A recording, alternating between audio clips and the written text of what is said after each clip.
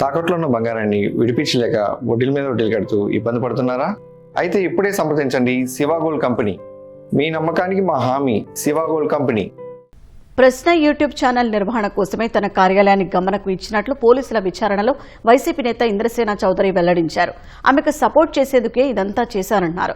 రావణ్ కేసులో గమన, ఇంద్రసేనలను గన్నవరం పోలీసులు 5.5 గంటల పాటు విచారించారు. చాలా ప్రశ్నలకు సమాధానాలు దాటవేశారు. ఈ నెల 17న మరోసారి విచారణకు రావాలని పోలీసులు నోటీసులు ఇచ్చారు. ఉపా కేసులో అరెస్టై రిమాండ్లో ఉన్న ప్రశ్న యూట్యూబ్ ఛానల్ నిర్వాహకుడు బచ్చలకూరి జోసెఫ్ అలియాస్ రావణ్ కేసులో పోలీసులు అతని మూలాలను ఛేదిస్తున్నారు. దీనిలో భాగంగా ప్రశ్న ఛానల్ సీఈఓ గమనతో పాటు రావణ్ టీంకు ఫ్లాట్ అద్దెకిచ్చిన యజమాని ఇంద్రసేనను గన్నవరం పోలీసులు 5.5 గంటల పాటు విచారించారు. సీజ్ చేసిన హార్డ్ డిస్క్లు, పెన్ డ్రైవ్లలో కొన్ని వీడియోల వివరాలను ఆరా తీశారు. సాయంత్రం 5 గంటల 15 నిమిషాల వరకు విచారణ జరిగింది. వీరు ఒకే కారులో కలిసి వచ్చి కలిసే వెళ్లారు. హైదరాబాద్ మాదాపూర్ బాను ఎలైట్లోని 302 ఫ్లాటు మీదేనా అని విచారణలో అడగ్గా తనదేనని ఇంద్రసేన చెప్పారు. ప్రశ్న యూట్యూబ్ ఛానల్ నడిపేందుకు తన కార్యాలయాన్ని గమనకు ఇచ్చానని, ఆమెకు మద్దతు ఇచ్చేందుకే ఇదంతా చేశానని అంగీకరించారు.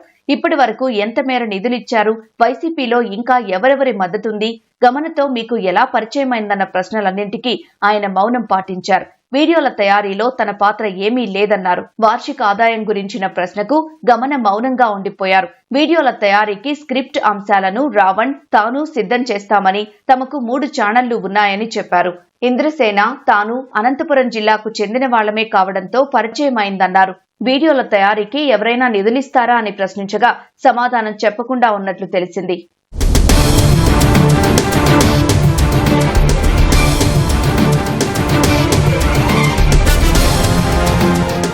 ఇంద్రసేన గమన నుంచి సరైన సమాధానాలు రాకపోవడంతో పోలీసులు తిరిగి ఈ నెల 17న విచారణకు రావాలని నోటీసులిచ్చారు. హైదరాబాద్ లో ప్రశ్న ఛానల్ కార్యాలయంలో స్వాధీనం చేసుకున్న ఎలక్ట్రానిక్ పరికరాలను ఫోరెన్సిక్ విశ్లేషణకు పంపారు. వాటి నివేదికలు ఈలోపు వచ్చే అవకాశం ఉంది.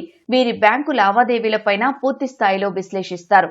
2 ఏళ్ల కాల్ డేటాను టెలికాం ఆపరేటర్ల నుంచి పోలీసులు కోరారు. ఈ డేటాను ఉపయోగించి వైసీపీ నేతలకు ఎవరెవరి ప్రమేయం ఉందో తెలుసుకుని పక్కా సమాచారంతో మరోసారి విచారించనున్నారు.